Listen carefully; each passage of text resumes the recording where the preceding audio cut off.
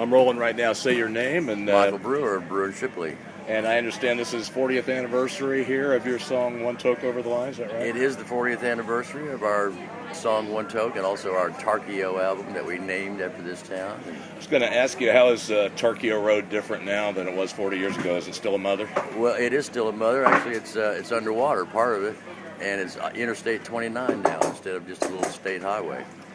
So what, have you been down to the flood zone at all, Michael? Well, I saw, but coming in this morning, I saw a lot of the water off in the distance. Yeah. Any impressions? Pardon me? Impressions? It looks very wet. It looks like a lot of people are in a lot of trouble. What's going to happen up here today? We're going to get up there and sing every song we think we can remember. Okay. How is the list going? I mean, how's your memory going? Pretty good, pretty good. You'll get that whole Tarkio record in, you think?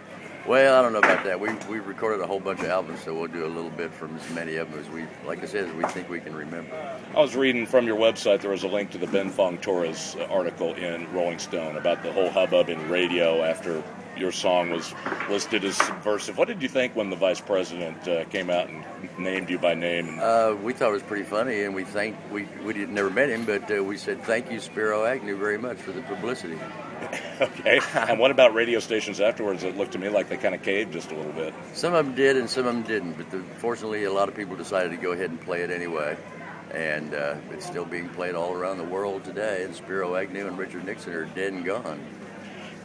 I was looking at the lyrics, and if you had changed one word, you'd go from having a drug scandal to a sex scandal. How about the lyric? Is it really as subversive as Mr. Agnew might have? No, well, you got to remember, too, at the time is when FCC was threatening radio stations with their licenses for if they didn't censor so-called drug lyrics in rock and roll, and that included Puff the Magic Dragon. That's how stupid it really was, you know. I'd like to, and I wouldn't do it without your permission, but I'd sure like to get a video of you doing One Toke. You're going to do that today, oh, yeah. right? Oh, you yeah. know where it is on your song list? Maybe fifth, sixth song. Fifth or sixth, like I should be alerted after you do just a couple. Yeah. Well, we'll give an intro to it. You'll know when it's coming. Okay, thank you, Michael. I appreciate it. I'm delighted to meet you. John Treadbar is my name. Nice to meet you, John. Do you want me to send